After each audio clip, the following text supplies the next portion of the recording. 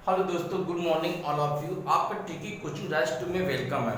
आज हम lesson 5th में वंशागति तथा विविधता के सिद्धांत में रुधिर वर्ग को बताते हैं। ये देखिए लास्ट वीडियो पार्ट 3 चल रहा है। कौन सा ये देखिए पार्ट 3 है। पार्ट 3 दो वीडियो बन चुका है। आप अगर जिन्होंने नहीं देखा प्लेलिस्ट में जाकर देख लें। देखिए पार्ट 3 है। ओके, चलिए रुधिर वर्ग क्या है इसके बारे में हम आपको एक एक पॉइंट करते हुए आगे बताते हैं। जो लोग नहीं देखे हो जाकर देख लें। चलिए ठीक है। देखिए रुधिर वर्ग क्या है। रुधिर क्या है? एक तरल पदार्थ है। रुधिर क्या है? एक तरल पदार्थ है। ठीक है, ये सभी जीवधारियों में पाया जाता है। ये किस में पाया जाता है? ये सभी जीवधारियों में पाया जाता है। इसी से जीवन संभव है। इसी से क्या है? इसी से जीवन संभव है। ठीक है, जिसे रुधिर या ब्लड के नाम से जाना जाता है। जिसे किसे रुधिर वर्ग के नाम से जाना जाता है। अब देखिए ये जो रुधिर वर्ग है कितने वर्गों में बटा हुआ है? देखिए 4 टाइप्स में बटा हुआ है। कितने वर्ग में? 4 टाइप्स में। देखिए ए, ओके, बी, देखिए number 3 A B, number 4 O. Okay, देखिए there are 4 types. There are 4 types of blood groups. There are 4 types of blood group. देखिए A B A B O. देखिए जो ए ग्रुप का word है ये सिर्फ ए को ही देगा। किसको देगा? ए को ही देगा। बी ग्रुप का वर्ड जो है ये सिर्फ बी को देगा। ए बी किसको है? ए बी को देगा। लेकिन ओ किसको है? ओ को देगा। लेकिन इसमें देखिए एक खासियत हम आपको बताते हैं जो बहुत ही रोमांटिक है कि इसमें एक देख सर्वदाता है, डोनेटर, रेसिपिएंट। देखिए सर्वदाता, बताइए सर्वदाता कौन है? देखिए सर्वदाता और सर्वग्राही। देखिए इसको डोनेटर बोलते हैं, रेसिपिएंट बोलते हैं, सर्वग्राही। ओके, ये देखिए एग्जाम में बहुत आता है। देखिए सर्वदाता ओ है ना। देखिए सर्वदाता कैसे हम लोग इसको देखिए याद करना है वो ठीक आपको बताते हैं, कभी जिंदगी में नहीं भूलेंगे। देखिए जैसे इसमें देखिए वहां ऐसे बनाते हैं ना, तो वहां मतलब इसे ओ। देखिए कितने आसानी से आपको याद हो जाता है कि ओ जो है वो सर्वदाता है। सर्वदाता का मतलब ये होता है ओ ग्रुप का वर्ड ये सभी को दे सकता है। ठीक है, पर ले नहीं सकता। लेगा किससे? सिर्फ ओ से ही लेगा।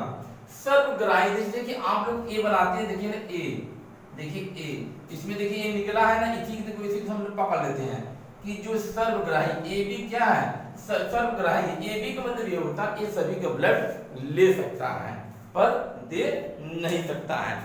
ओके, सभी ब्लड क्या करेगा? सभी ब्लड ले लेगा। अगर कोई किसी व्यक्ति का अगर ब्लड ओ है तो क्या करेगा? वो सभी को दे सकता है। लेकिन ए वाला ए को देगा, बी वाला बी को। तो आपको बताई दिए इतना देखिए एग्जाम में पूछता है कि कौन सा ब्लड ग्रुप सर्वदाता है, यानी वह कौन सा ग्रुप है जो सभी को अपना ब्लड दे सकता है? वह ओ है और सर्वग्राही ए बी है। देखिए शॉर्टकट थोड़ा जल्दी आप करेंगे तो जल्दी। इतना क्लियर हुआ सभी का? अगर इतना क्लियर हो गया हो तो हम आगे बढ़ते हैं। चलिए आगे बढ़ते हैं। इतना अगर आपको आ गया, अब देखिए आगे हम आपको बताते हैं रुधिर की कमी से कौन सी बीमारी होती है? बताइए रुधिर की कमी से कौन सी बीमारी होती है? बताइए रक्त अल्पता। देखिए बीमारी होती है रक्त अल्पता। ओके, देखिए रक्त माने ब्लड, अल्पता माने कम।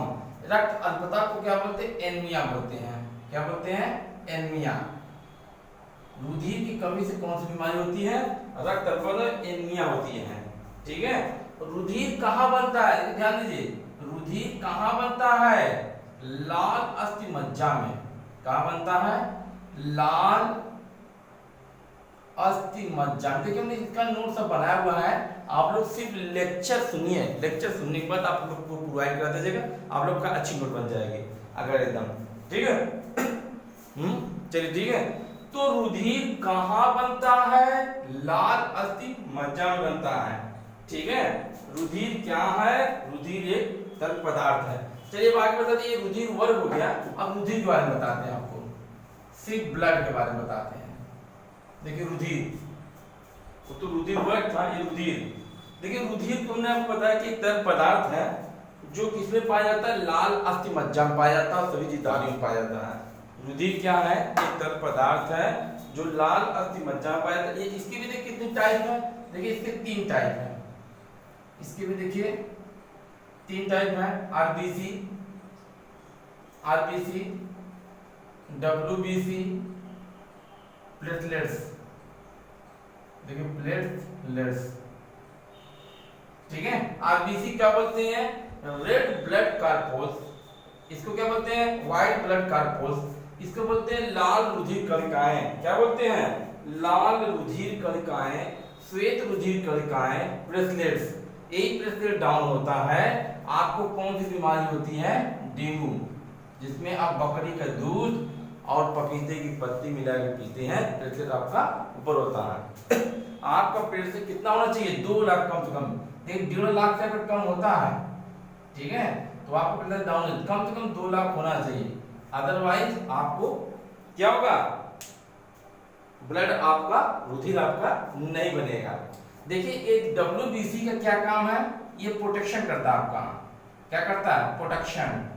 किससे करता है, आपके अंदर कोई बीमारी अगर आने वाली रहती है, ये आपको प्रोटेक्ट करता है, बचाता है। इसको क्या कहते हैं, क्या कहते हैं, बॉडी का प्रहरी कहते हैं, प्रहरी मतलब सैनिक, बचा करते, बॉडी गार्ड भी कहते हैं, प्रोटेक्शन करता है। आरबीसी क्या करता है, आपको एनर्जी देता है, ताकत देता है, आपकी बढ़ाता है, आरबीसी, लाल अस्थि मज्जा। ओके कि नहीं, चलिए अब आगे बढ़ते हैं। देखिए आपको भी लिखवा दिया जाएगा। अब देखिए आगे, देखिए रुधिर की कोशिका कला पर 2 प्रकार के एंटीजन होते हैं। क्या होते हैं, 2 प्रकार के एंटीजन होते हैं, एंटीजन ए, ठीक, एंटीजन क्या होते हैं, antigen B, antigen A, antigen B. Antigen क्या करता है, आपको रोगों से बचाता है। आपको किससे बचाता है, रोगों। अगर आपके शरीर में जितना ब्लड है, जितनी यदि उतने ही आप हेल्थी और स्वस्थ रहेंगे।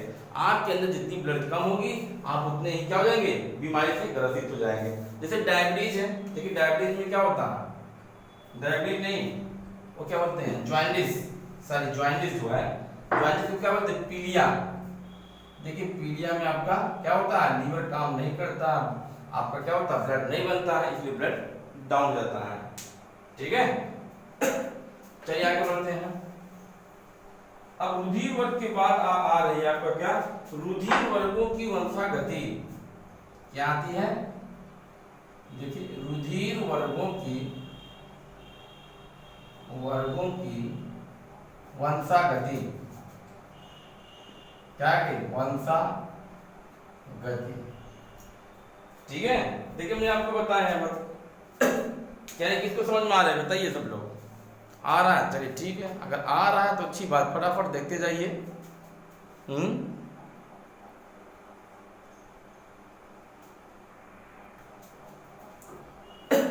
अब देखिए अगली हेडिंग, रुधिर वर्गों की वंशागति।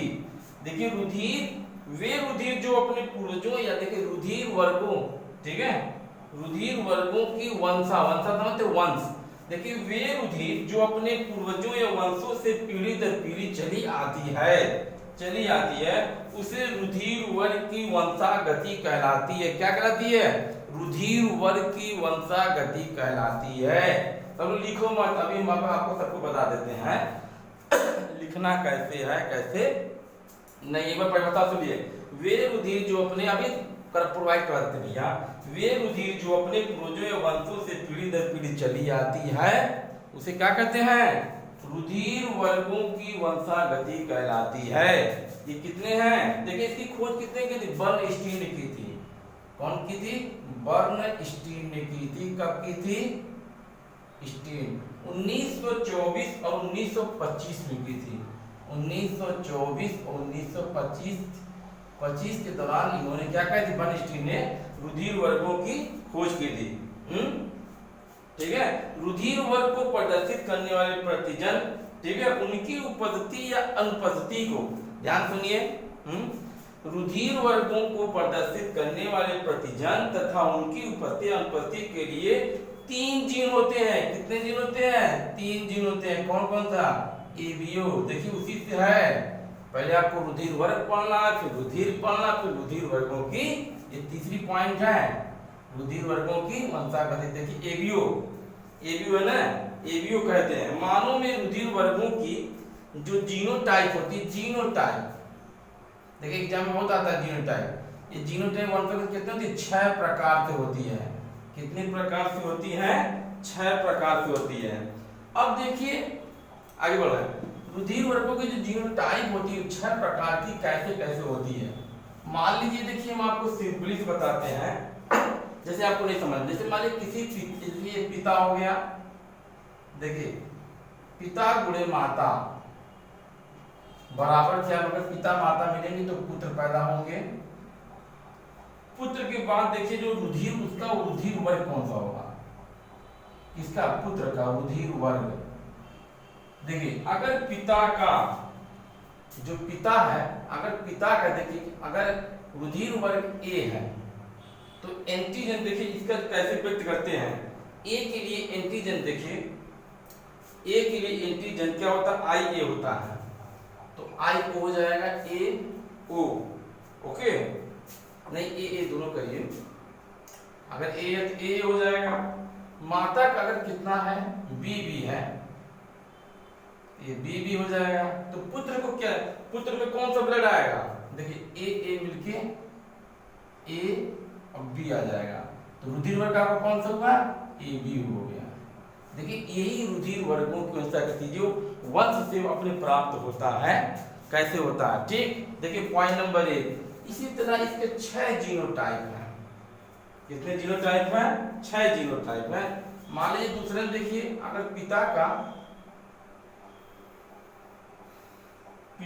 अगर ए है, मान लीजिए पिता ए है, माता का बदल दीजिए, माता का मान लीजिए ओ हो जाए, ओ हो जाए, तो पुत्र में कौन सा आएगा? देखिए एक तो ये इससे हो जाएगा और फिर दूसरा देखिए ओ हो जाएगा, तो कौन सा हो गया? ए ओ का मतलब क्या हो गया? सिर्फ ए आएगा, पुत्र में ए आएगा। ओके कि नहीं? इसी तरह आपको हम चार्ट बना के देखिए आपको बता देंगे आपको कैसे कैसे निकालना है, ठीक है। कि अगर बी बी है, ओ है, तो इसमें कैसे कैसे होगा।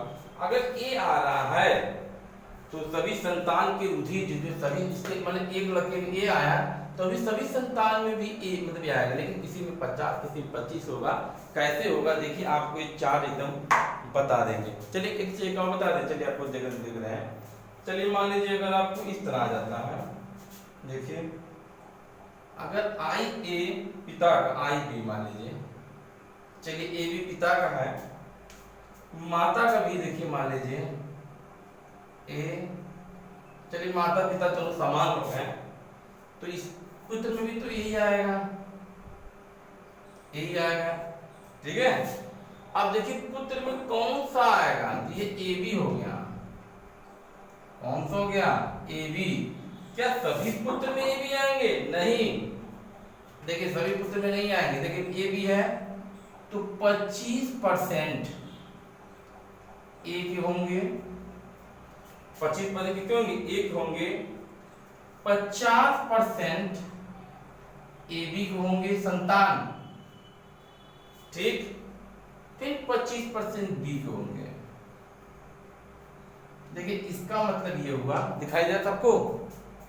देखिए इसका मतलब ये हुआ पहला लड़के में 25% ए की संभावना, 2 लड़के इसके जो रहेंगे ए बी, 2 लड़के ए बी के होंगे, लड़का दिया जो भी होगा। एक तीसरा जो फिर जैसे पहला तीसरा चौथा जब आएगा इसमें क्या होगा? 25% देखिए चांस बी का है, यानी 25% बी का रहेगा। ओके, देखिए यही जीनोटाइप है, ये क्या है? आपका जीनोटाइप है। ओके चलिए आगे बढ़ते हैं, भले चलिए ठीक। इसी तरह 6 है, अभी हम आपको नोट दे देंगे, आप तक समझ जाएंगे कौन किसमें है।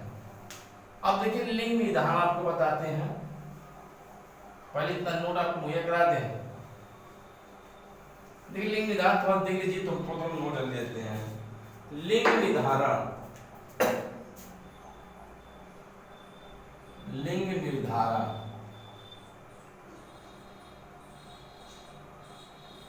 देखिए नर में जो क्या होते हैं, नर में यक्स वाई होते हैं, इस तरह देखिए यक्स वाई। मादा में यक्स एक्स होते हैं। ओके। आटोसोम देखिए कितने होते हैं, देखिए आटोसोम जो होते हैं, आटोसोम देखिए 44 होते हैं। पूरे गुणसूत्र कितने होते हैं, 46 होते हैं। देखिए आटोसोम 44 होते हैं, प्लस अगर इसमें देखिए यक्स है, तो समझ लीजिए ये मादा है। अगर यहाँ यक्स वाई रहेगा तो नर है, क्योंकि 44 तो 46, देखिए टोटल आपका 46 होना चाहिए। गुणसूत्र कितने होने चाहिए, 46 गुणसूत्र होते हैं। अब 46 गुणसूत्र में कब लड़का पैदा होगा, कब लड़की पैदा होगा। देखिए अगर मान लीजिए आपका यक्स से मिल गया, यक्स हो गया, तो होने वाली संतान आपका क्या हो गया, हो गई पुत्री। चलिए भैया अगर मान लीजिए वाई हो गया और यक्स मिल गया, वाई यक्स, यक्स वाई होने वाला पुत्र क्या हो गया, पुत्र हो गया। देख रहे हैं। हाँ, इस तरह जिससे जो आपके लिंग में मिलेगा वही आपको हमें बेटा बेटी कैसे पता, ये सब किस पे निर्धारित करता, कुछ पूछेगा। अगर एक स्त्री को बार बार पुत्री पैदा हो रही है, बेटी पैदा हो रही है, तो ये किस पे, लड़कियों पर डिपेंड करता है कि लड़कों पर डिपेंड करता है। तो यह नर पर डिपेंड करता है। नर का जो मिलेगा, जो गुणसूत्र मिलेगा वही पैदा होगा। नहीं समझ में आया, आ गया ना। यही लिंग निर्धारण है। देखिए पक्षियों में थोड़ा अलग होता है, ध्यान दीजिएगा, पक्षियों में थोड़ा अलग होता है। देखिए पशु पक्षियों में थोड़ा अलग होता है। पशु पक्षियों में कैसे होता है वो हम आपको बता देते हैं। देखिए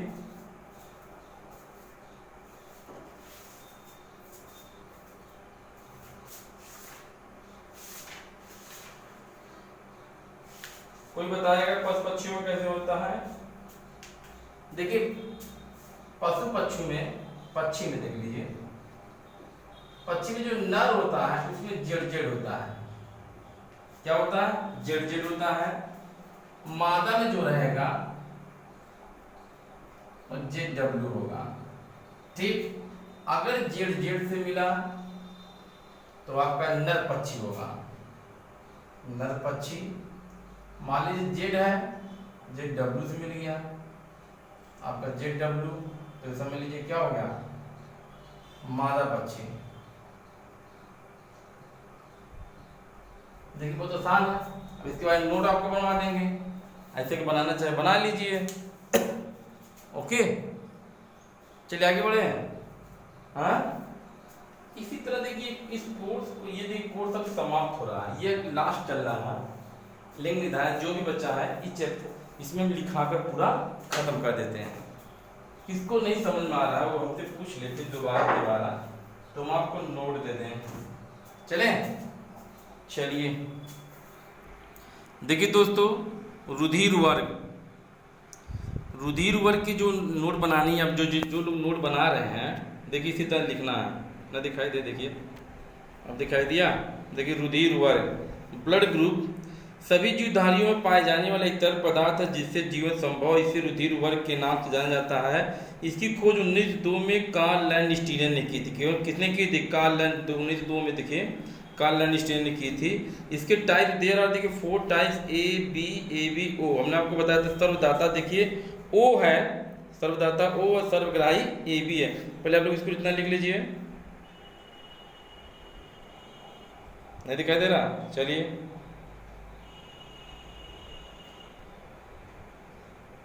आगे बढ़ते हैं, ये तो बहुत आसान है।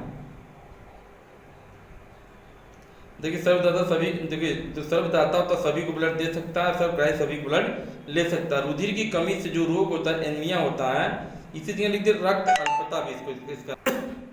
देखिए हमने रक्त अल्पता लिख दिया है। देखिए रुधिर की कमी से जो रोग होता है, देखिए पूरा आपको दिखाई दे। अभी रक्त अल्पता हो गया। रुधिर कहाँ बनता है, लाल अस्थि मज्जा में बनता है। ठीक है, पहले इतना आप लोग रुधिर को लिख लीजिए, उसके बाद हम आपको बताएं। देखिए सबको दिखाई दे रहा है, तब रुधिर के बारे में बताएं। पहले रुधिर वर्ग आपका कंप्लीट हो जाए।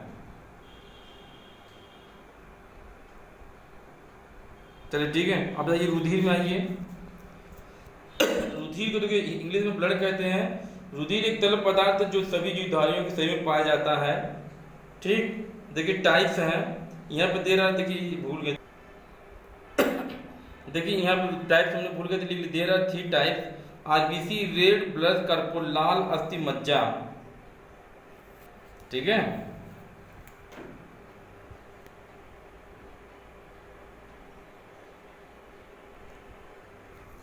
देखिए तो यहाँ थोड़ा गलत हो गया। आरबीसी रेड ब्लड कार्पोल मतलब लाल रुधिराणु, डब्ल्यूबीसी वाइट ब्लड कार्पोल सफेद रुधिराणु। देखिए इसको ब्लड प्लस आगे लिख के तब इसको लिखे प्लस रुधिर बिंबाणु। देखिए नोट में लिखे रुधिर की कोशिका कला पर 2 प्रकार के एंटीजन होते हैं। कितने प्रकार होते हैं? 2 प्रकार के एंटीजन होते हैं। Number 1 antigen A, number 2 antigen B. वे मनुष्य जिनमें एंटीजन ए होता है ए रुधिर वर्ग होते हैं, वे मनुष्य जिसमें एंटीजन बी होता है उसमें बी रुधिर वर्ग होते हैं। देखिए समझ में आ रहा है ना? देखिए वे मनुष्य जिसमें ए और बी दोनों होते ए बी होता है, वे मनुष्य जिनमें कोई एंटीजन नहीं होगा उसमें ओ रुधिर वर्ग होगा। अगर इसकी सफा नहीं है, देखिए यहाँ पे लिख लीजिए, दिखाई दे रहा? देखिए जो एंटीजन है ये, देखिए वे मनुष्य जिनमें एंटीजन नहीं होता, देखिए सफा थोड़ी बुक में से देखिए आपको दिखा रहा है, और थोड़ी नींद आ रही थी नहीं लिख पाए थे।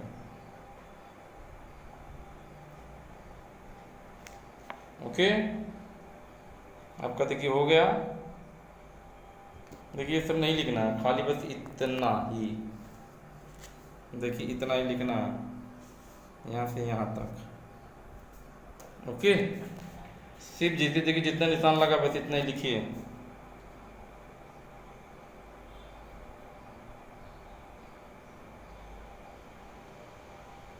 हो गया। एक बार इसको और देख लीजिए आप लोग रुधिर वाला, ताकि आपको जो छोटा उटा रहे आपका हो जाए।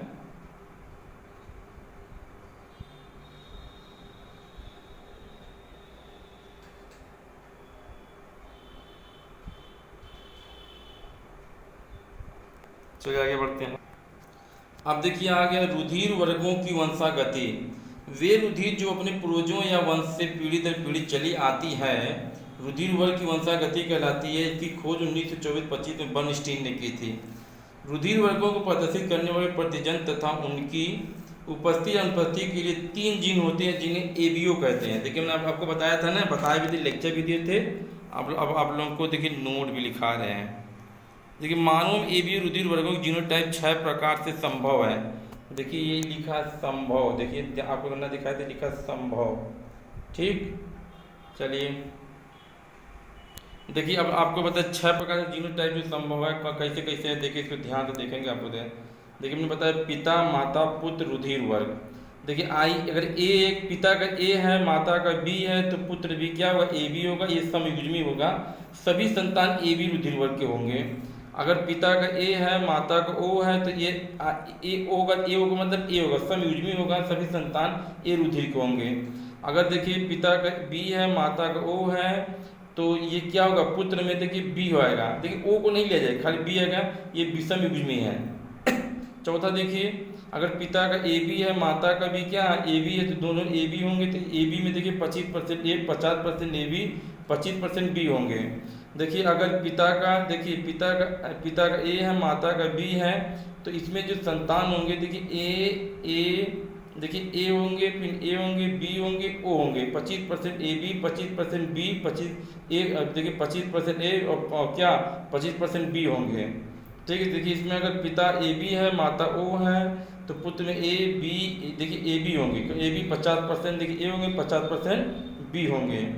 ठीक है, देखिए कैसे ए के लिए जो जीन होता है आई, ये जीनी रचना होती है। प्रतिजन में बी में आई बी होता है। दोनों प्रतिजन की उपस्थिति के लिए आई ओ को दिखाया गया है।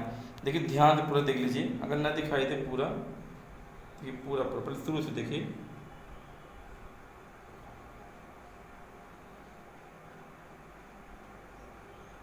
ठीक है, और पास से कर दें।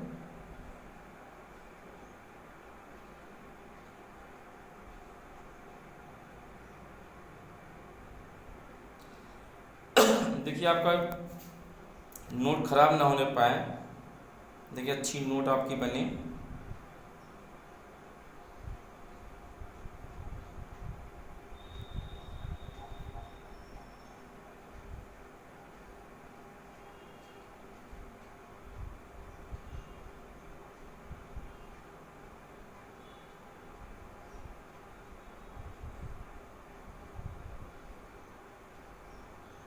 ठीक, आगे बढ़े।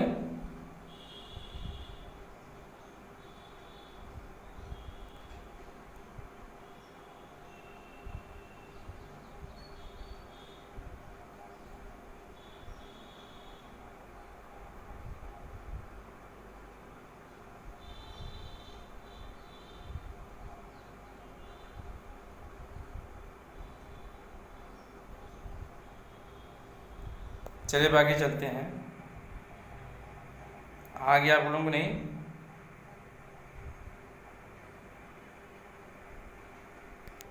अब दोस्तों देखिए अगली हेडिंग मानव में लिंग निर्धारण, सेक्स डिटरमिनेशन इन ह्यूमन।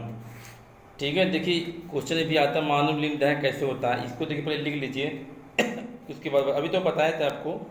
देखिए देखिए पहले देखिए ध्यान से, मानव में 23 जोड़े या 46 गुणसूत्र पाए जाते हैं, जिन देखिए इनमें 22 जोड़े गुणसूत्र स्त्री पुरुष दोनों में समान होते हैं। समजात गुणसूत्र 23वां जोड़ी गुणसूत्र स्त्री में तो समान होता है यक्स, लेकिन पुरुष में असमान यक्स वाई होता है। आप देखिए बताए थे, इसे असमजात लिंग गुणसूत्र कहते हैं। लिंग गुणसूत्र उत्पन्न संतान में लिंग का निर्धारण करता है। जब पुरुष का यक्ष शुक्राणु स्त्री की यक्ष अंडाणु से निषेचन करता है तब पुत्री यक्ष की प्राप्त होती है, और जब पुरुष का वाई शुक्राणु स्त्री की यक्ष अंडाणु से करता है तब पुत्री में यक्ष वाई की प्राप्त। मैंने आपको पता भी दिखाया, चार्ट बना के दिखाया था। मानव में लिंग निर्धारण की अगली दिशा दिखाई गई है। ये लाइन मत लिखिएगा, खाली ये लाइन मत लिखिएगा। देखिए आप इसको देखिए पहले पढ़ा, इसको आप राइट कर लीजिए।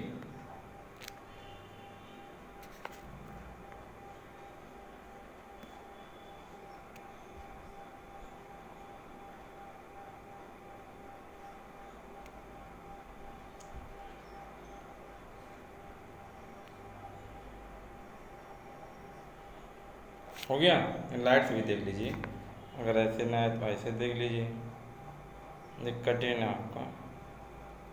ओके, चलिए अब आगे आते हैं। देखिए चित्र बना लीजिए। देखिए यक्स वाई पुरुष का, यक्स वाई स्त्री का भी देखिए ब्लैक बोर्ड चार्ट बनाए थे कि यक्स वाई पहले ऐसे करिए, यक्स करिए, फिर यक्स यक्स से मिलता है पुत्री यक्स वाई। देखिए आपको बना दिखाया था ना, बस वही चीज़ आपको करना है। चित्र बना लीजिएगा तभी आपको नंबर मिलेंगे, नहीं तो नंबर नहीं मिलेंगे। ठीक, देखिए स्पष्ट है कि देखिए नीचे लिखिए, स्पष्ट है कि पुत्री या पुत्र का उत्पन्न होना पिता पर निर्भर करता है, ना कि माता पर निर्भर करता है। देखिए मैंने आपको बताया ना। ठीक,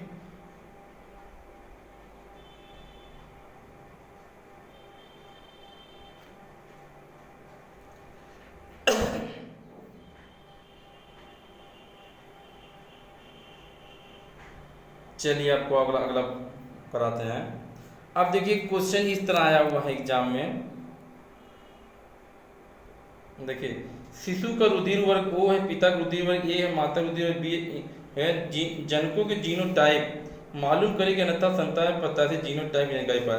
अब देखिए हमने आपको बताया था जीनोटाइप ना, जीनोटाइप में देखिए इसी तरह क्वेश्चन आएंगे। एनसीईआरटी के क्वेश्चन जो हैं देखिए हिल रहा है, इसी तरह नहीं दिखाई दे रहा, चलिए लाइट जला देते हैं। देखिए इसी तरह आपको क्वेश्चन आएंगे, तो आपको ऐसे ही बनाने पड़ेंगे, ध्यान दीजिएगा। ये देखिए जीनोटाइप है, देखिए ना दिखाई देखिए अब ध्यान दिखा दिया जीनोटाइप। देखिए ध्यान से क्वेश्चन,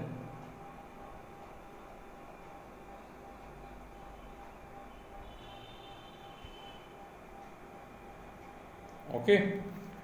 चलिए देखिए, तो आपको इसे पिता का रुधिर वर्ग, माता का रुधिर वर्ग सब बना लीजिए। आई देखिए जब भी ए रहेगा तो उसमें आई ए रहेगा तो आई ओ जरूर रहेगा। ठीक है, वो हमेशा लिखाएगा, ध्यान दीजिएगा। अगर बी, अगर यहाँ ए बी रहेगा तो कोई बात नहीं, लेकिन रहेगा जरूर एकदम। देखिए आई बी ओ, अब इसको अलग अलग करके इसे मिलाएंगे। देखिए जो अगर शिशु का रुधिर वर्ग ओ है तो इसमें 4 तरह के पुत्र पैदा होंगे। रुधिर देखिए रुधिर वर्ग ए बी ओ देखिए कैसे स्पष्ट करेंगे। देखिए पिता का जीनोटाइप यह है, माता का जीनोटाइप देखिए बी ओ है, पिता का ए माता का बी। चलिए आगे बढ़े। तो देखिए जो इसमें संतान के जीनोटाइप जो होंगे, देखिए 4 तरह के संतान होंगे। देखिए 4 तरह के संतान में ए रुधिर वाले संतान के जीनोटाइप देखिए ए ओ होगा, बी रुधिर वाले में बी ओ होगा, ए बी रुधिर वाले संतान के जीनोटाइप ए बी होगा, ओ रुधिर वाले संतान के जीनोटाइप ओ होगा। ओके, देखिए खुद ध्यान से देख लीजिए। देखिए इसी तरह आपको आंसर लिखना है।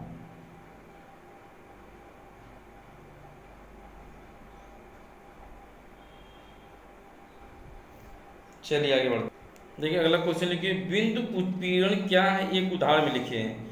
जीन देखिए उत्परिवर्तन जिसमें एकल नाइट्रोजन क्षारक का प्रतिस्थापन विलोपन या निवेशन, देखिए निवेशन है, निवेशन होता है उसे बिंदु उत्पीड़न कहते हैं। जीन उत्पीड़न डीएनए देखिए द्विगुण समय होता है। ठीक है,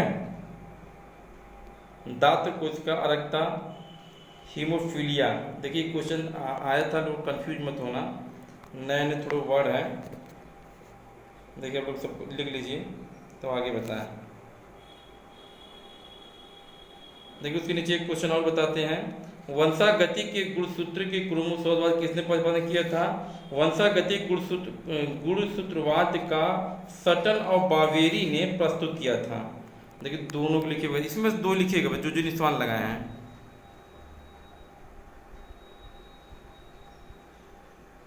हो गया, ये नहीं दिखाई दे रहा, देखिए ये निवेशन है, देखिए निवेशन। ओके, चलिए आगे बढ़ते हैं।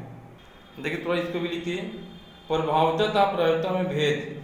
यौवन पीढ़ी में जो लक्षण प्रकट होता है उसे प्रभावी लक्षण होता है, घटना को प्रभाविता कहते हैं। अगर आपने लिखा हो तो मत लिखिएगा, नहीं लिखो तो लिख लीजिएगा। यौवन पीढ़ी में जो लक्षण प्रकट नहीं होते उसे प्रभावी लक्षण कहते हैं, घटना को अप्रभाविता कहते हैं। देखिए बहुत आता है इसलिए लिखवा दे रहे हैं। देखिए ध्यान से देखिए,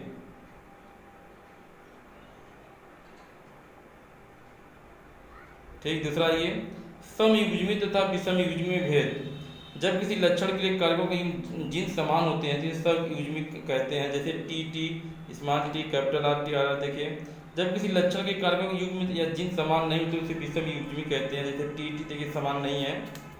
ठीक, देखिए समयुग्मजी, समयुग्मी क्या, एक ही प्रकार के युग्मक जब होते हैं T T R T T होते हैं, तो विषमयुग्मी में अलग अलग प्रकार के होते हैं, जैसे T capital T small T. देखिए पहले दोनों लिख लीजिए तो बताएं हम आपको।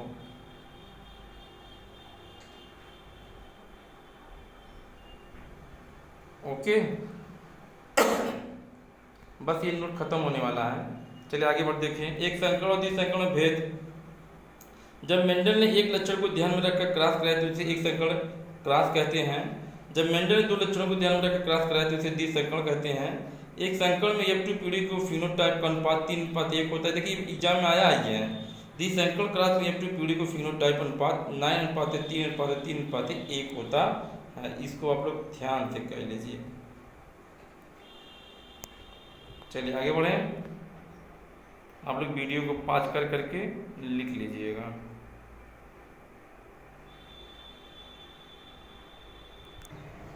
देखिए दोस्तों, जंतुओं में लिंग निर्धारण, sex determination in other animals कैसे होता है, देखिए वो हम आपको बता रहे हैं।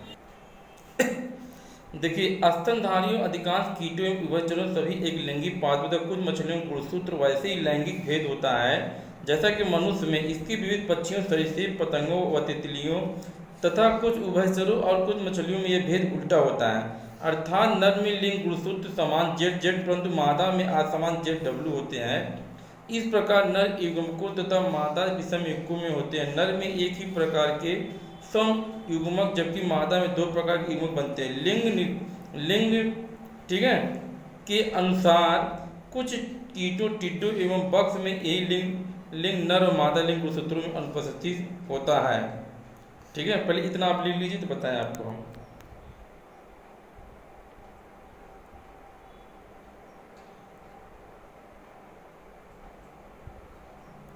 कितना लिखना है भी बता। देखिए दोस्तों, सिर्फ इतना ही लिखिएगा, सिर्फ जितना निशान लगा है उतना ही लिखिएगा बस। और इसमें एक चित्र बनाइए, ये देखिए एक चित्र बनाना है। पहले आप लोग देखिए ध्यान से कितना लिखना है, बस इतना ही लिखना है, पूरा नहीं लिखना है, बस देखिए यहाँ यहाँ पे निशान लगा, यहाँ से सिर्फ यहाँ तक लिखना है। नहीं समझ में आया? चलिए देखिए अब देखिए जहाँ निशान लगा यहाँ से यहाँ तक लिखिए आप लोग। ठीक, अब चलिए देखिए इसमें ये चित्र बनाना आपको है। ये चित्र भी देखिए, आगे बढ़ते हैं। ओके, चलिए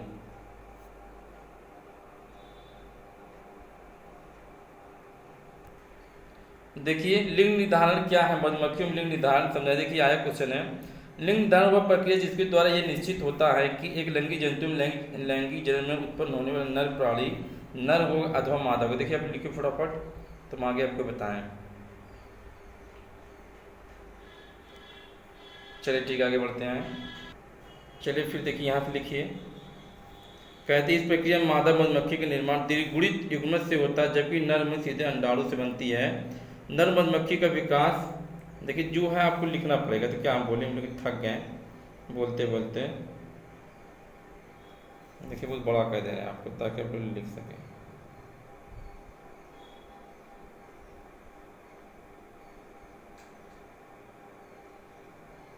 ठीक, अब इसके नीचे देखिए पक्षियों में, देखिए हमने आपको बताया था ना कि पक्षियों में लिंग निर्धारण, थोड़ा देख लीजिए ये भी। देखिए क्वेश्चन आता तो कैसे लिखेंगे आप लोग, देखिए इसको भी लिखना है। पक्षियों में लिंग निर्धारण किस प्रकार होता है, इसको भी देखिए। ZWZ गुण से होता है लिंग निर्धारण, आपको देखिए बताया था ना, इसको भी देखिए पूरा लिखना है। देखिए ये क्रिया भी कुछ कीटों तितलियों माद में कुछ कैसे की मछलियों सहित पक्षियों में पाई जाती है। नर में 2 समरूपी लिंग गुणसूत्र होते हैं जिन्हें ZZ से निरूपित करते हैं, इनसे सम युग्मक उत्पन्न होता है। इसकी विविध मादा में 2 विषमरूपी लिंग गुणसूत्र होते हैं। देखिए वो लिख लीजिए क्या फर्क सुना है आपको, देखिए आप लोग एकदम खुद हैं। ओके,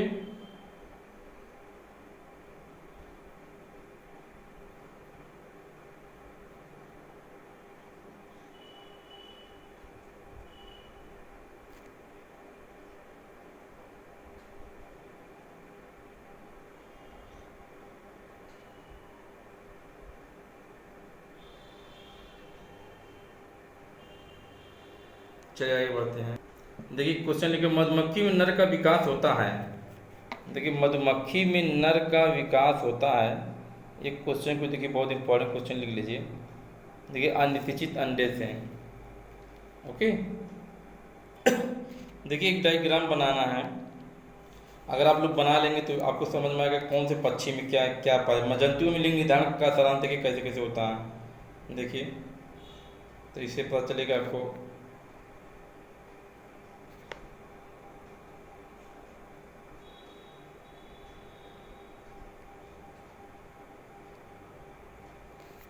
ओके चलिए देखिए आपकी अगली हेडिंग है उत्परिवर्तन, म्यूटेशन।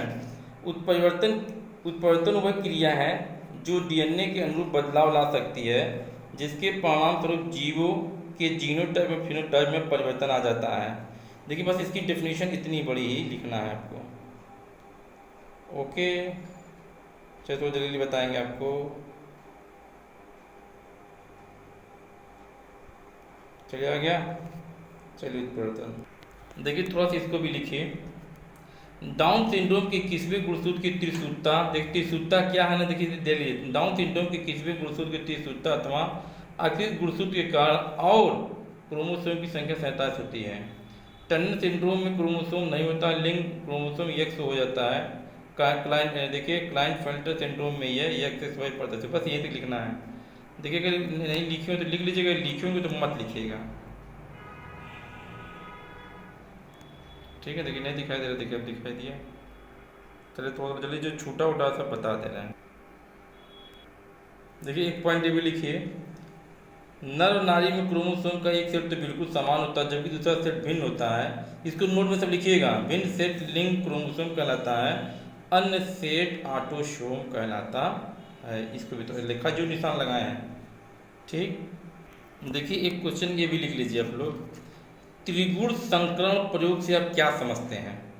देखिए ये भी बहुत इंपॉर्टेंट है, लिखवाने बस एक लाइन का आंसर है त्रिगुण संकरण, ठीक है। तीन तीन लक्षणों को एक साथ वंशागति के अंदर करने में मटर त्रिगुण संकरण प्रयोग किए हुए उसे त्रिगुण संकरण, बहुत छोटा सा परिभाषा है, आप लोग इसको लिख लीजिए। ठीक, देखिए उस रोग का नाम और कारण बताइए जिनसे रोगी के मूत्र वायु के संपर्क में काला पड़ जाता है। देखिए फिनाइल कीटोनूरिया, देखिए ना, इसको देख के थोड़ा लिख लीजिए आप लोग भी। देखिए ओके,